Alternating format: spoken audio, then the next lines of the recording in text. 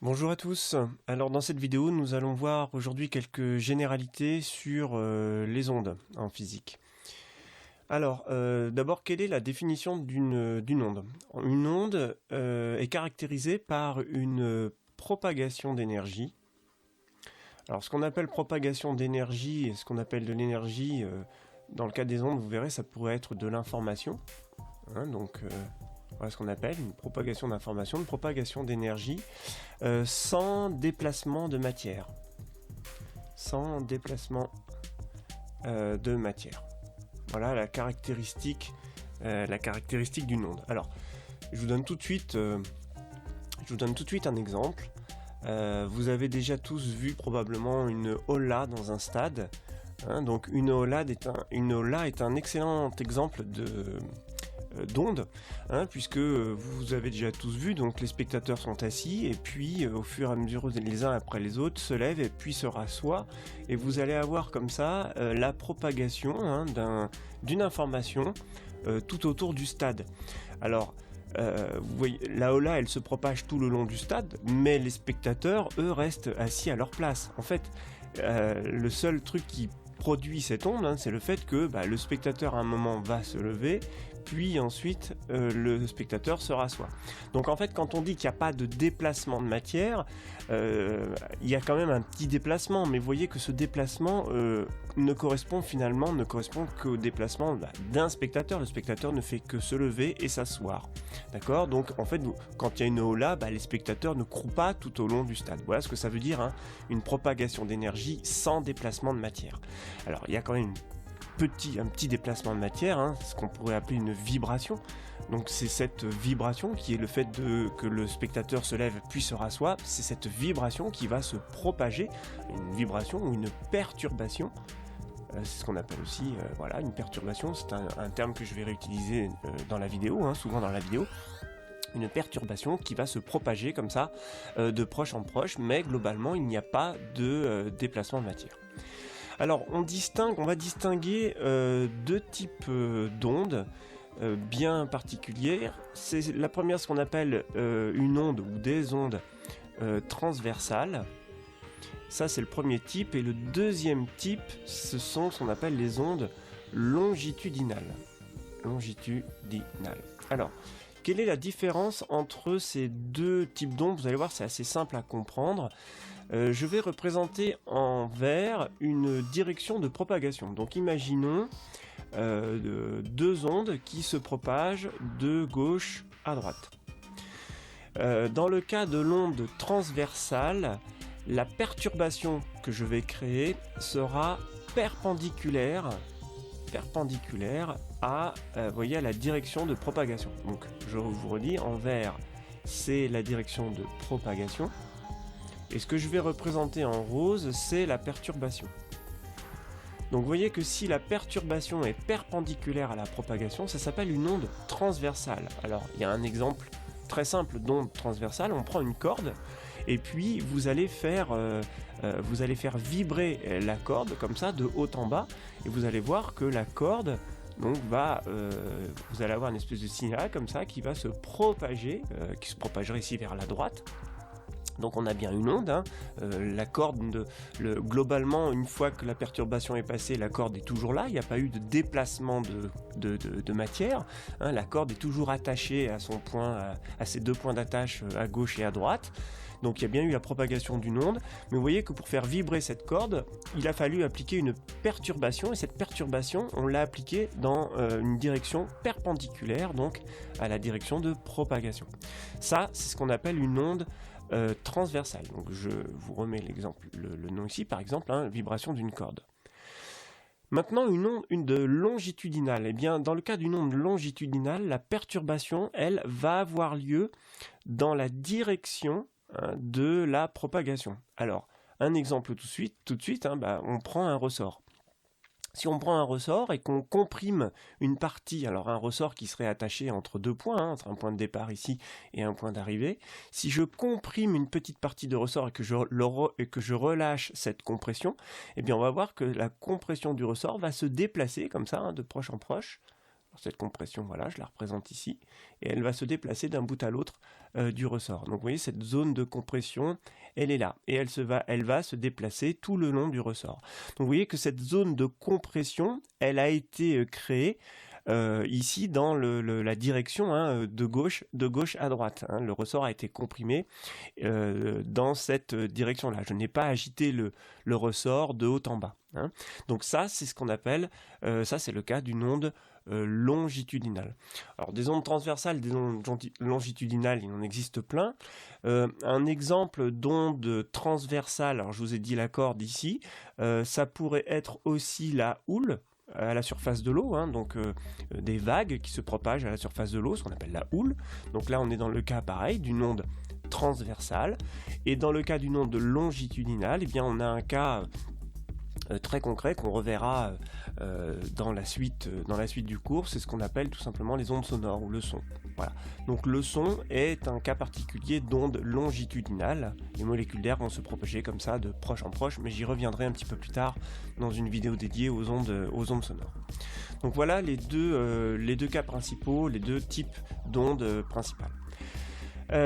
Alors maintenant, voyons un petit peu plus en détail les caractéristiques des ondes. Alors les ondes, elles sont caractérisées par différentes grandeurs qu'il faut connaître. Alors en fait, d'ailleurs ces grandeurs, parfois vous les connaissez déjà. Si je vais m'intéresser particulièrement à un cas particulier d'ondes. Je vais m'intéresser dans la suite dans le cas d'ondes périodiques. Alors des ondes périodiques, c'est tout simplement, on est dans le cas où la perturbation que l'on a impliquée, elle se répète. Voilà, elle se répète à l'infini sans jamais s'arrêter.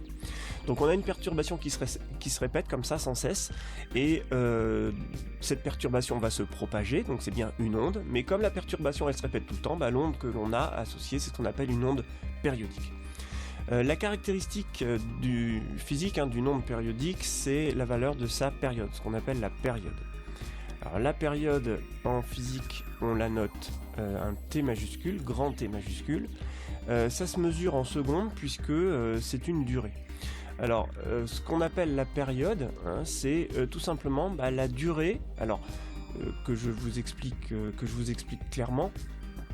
Si j'ai une perturbation qui se répète, eh bien la durée d'une perturbation, ou autrement dit la durée, ce qu'on appelle la durée d'un motif qui se répète à l'infini, donc la durée d'un motif ou la durée d'une perturbation, c'est ce qu'on appelle la période. Donc dit de façon simple, la période ce serait tout simplement la durée d'une seule perturbation. Alors des ondes qui se répètent et un signal qui se répète à l'infini, vous en connaissez probablement un en physique qui est souvent étudié, c'est ce qu'on appelle les signaux sinusoïdaux. Donc on va avoir un signal comme ça qui se propage, et vous avez donc un motif qui se répète à l'infini. Le motif, c'est celui-ci. Alors vous voyez que je peux prendre un morceau de cette courbe que je représente ici en jaune. Ce morceau, c'est ce qu'on appellera donc le motif ou la perturbation, et c'est ce motif qui va se répéter à l'infini. Eh bien, la durée de ce motif, donc c'est pour ça qu'on l'exprimera en secondes, et bien cette durée, c'est ce qu'on appelle la période. Et donc, elle se mesure, c'est une durée, donc elle se mesure bien effectivement en secondes. Ça, c'est la première caractéristique des ondes périodiques. La deuxième caractéristique des ondes périodiques, c'est la fréquence. Alors la fréquence, on la note F, et elle a une unité particulière, elle se mesure en Hertz. Alors, le symbole du Hertz, c'est un H majuscule et un Z minuscule. Alors la fréquence, elle est liée à la période.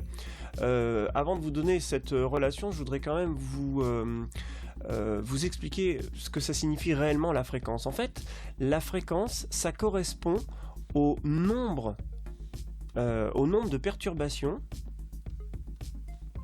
qu'il y a par seconde. Nombre de perturbations en une seconde. Voilà. c'est la définition physique de la fréquence. C'est le nombre de perturbations que l'on obtient en une seconde. Alors il existe une relation mathématique entre la période et la fréquence. Cette relation, vous l'avez probablement déjà vue. Elle est la suivante. La période t est égale à l'inverse de la fréquence, ou bien la fréquence, c'est l'inverse de la période. Ça revient exactement au même. Les unités, attention, donc la période exprimée en secondes et la fréquence en hertz. Si vous modifiez ces unités-là, la relation n'est plus bonne. Donc période en secondes et fréquence en hertz. Alors on donne un exemple on peut faire un exemple, par exemple.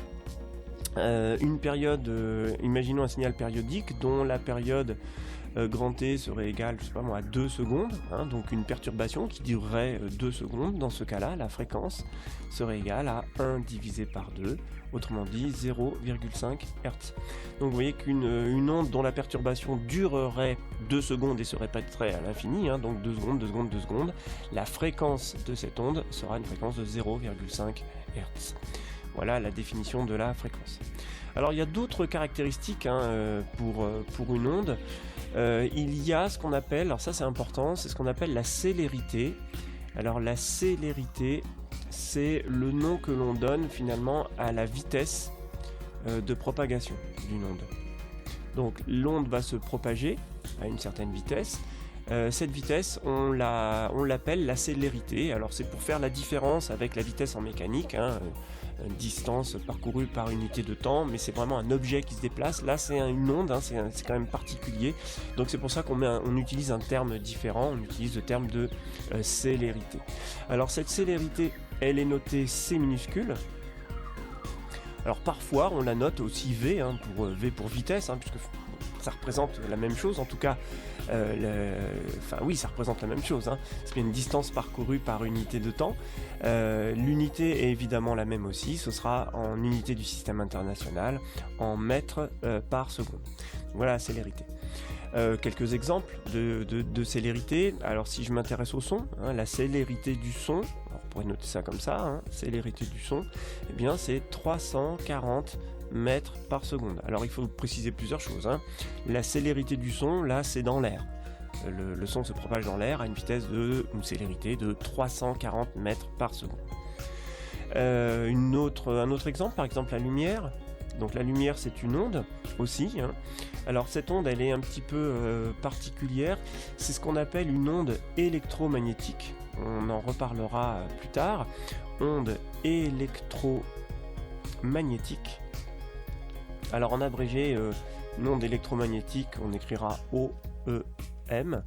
Et la particularité des ondes électromagnétiques, c'est qu'elles se propagent. Elle se propage dans le vide. Donc dans le vide, cette vitesse est de 3 fois 10 puissance 8 mètres par seconde. Donc c'est la vitesse de la lumière, c'est la vitesse des ondes électromagnétiques. Alors dans le vide, propagation dans le vide, vous voyez que ce sont des ondes un petit peu particulières puisque elles n'ont pas besoin de matière pour se propager. La preuve c'est que la lumière, comme toutes les ondes électromagnétiques, se propage dans le vide et dans le vide, il n'y a pas de matière. Bon, on y reviendra un petit peu plus tard. Donc voilà deux exemples de célérité d'onde. Une autre grandeur associée aux ondes, c'est ce qu'on appelle la longueur d'onde. Alors là aussi, c'est une grandeur qu'on utilise très souvent pour les ondes, et c'est notamment une grandeur qu'on utilisera très souvent pour les ondes électromagnétiques. Alors la longueur d'onde, ça se note par une lettre grecque qui est lambda, donc voilà le symbole de lambda, donc lambda. Voilà.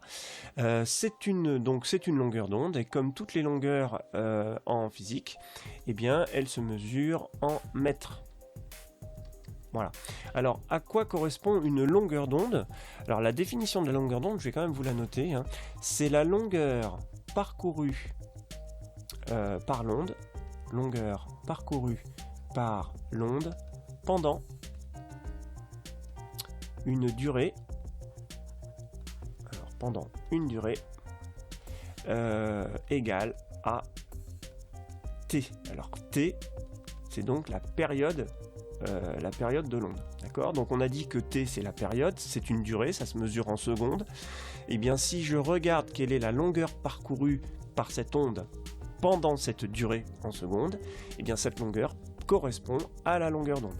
Alors vous savez, et vous avez déjà tous vu la relation suivante, hein, vous savez qu'une vitesse est égale à une distance parcourue par une durée, hein, donc une distance en mètres divisé par une distance en secondes, ça va nous donner une vitesse en mètres par seconde.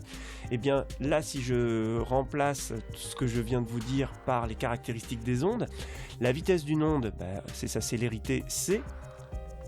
Si je m'intéresse à une durée qui correspond à la période grand T, eh bien, je viens de vous dire que pendant cette période grand T, la longueur parcourue c'est lambda, hein, la longueur d'onde. Donc finalement, la relation sera la suivante, hein, la vitesse, ce sera bien la longueur d'onde divisée par la période de l'onde. Donc des mètres ici, des secondes, et une célérité en mètres par seconde. Alors cette relation-là, après on peut la bidouiller, hein, donc on aurait par exemple lambda est égal à c fois t.